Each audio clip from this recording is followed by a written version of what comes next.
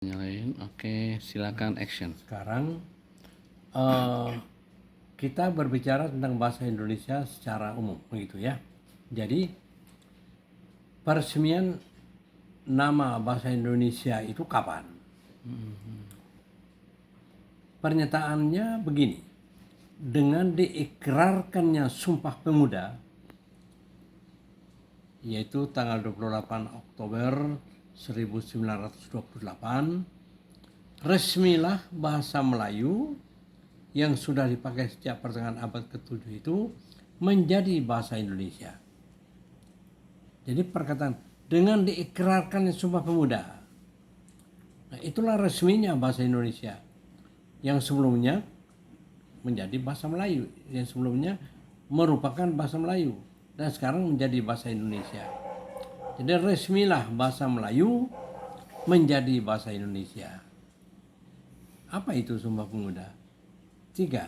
Ada tiga butir. Satu, kami putra dan putri Indonesia mengaku bertumpah darah yang satu, tanah Indonesia. Kedua, kami putra dan putri Indonesia mengaku berbangsa yang satu, bangsa Indonesia. Ketiga, kami putra dan putri Indonesia menjunjung bahasa persatuan bahasa Indonesia. Nah, sekarang kita lihat. Nomor satu, kami putra dan putri Indonesia mengaku bertumpah darah yang satu, tanah Indonesia. Apa itu maksudnya? Bertumpah darah yang satu. Bertumpah darah. Bertumpah darah itu artinya lahir, kelahiran. Jadi kami putra dan putri Indonesia mengaku lahir di tempat yang satu, tanah Indonesia. Jadi tanah tumpah itu, tumpah darah itu adalah tanah kelahiran. Coba kita dengar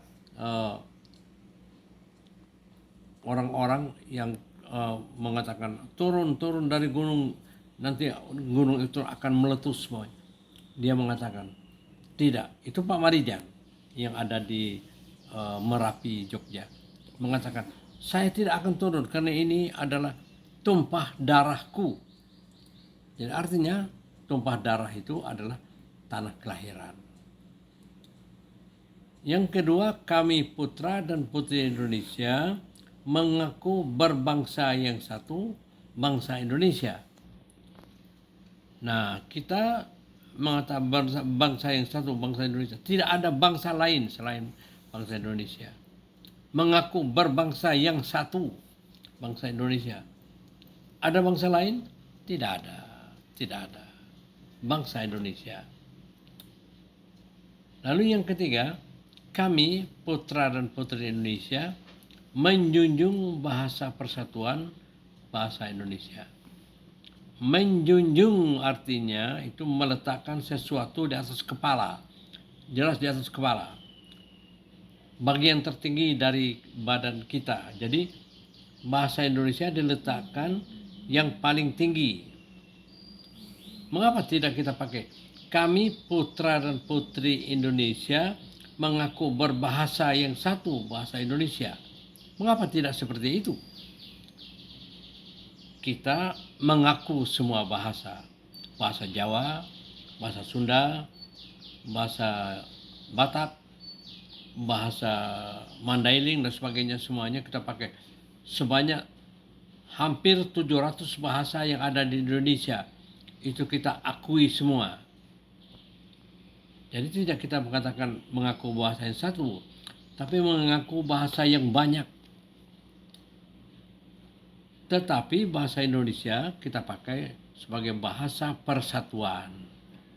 Itulah kita junjung. Jadi bahasa Indonesia, bahasa yang paling tinggi di seluruh Indonesia ini adalah bahasa Indonesia.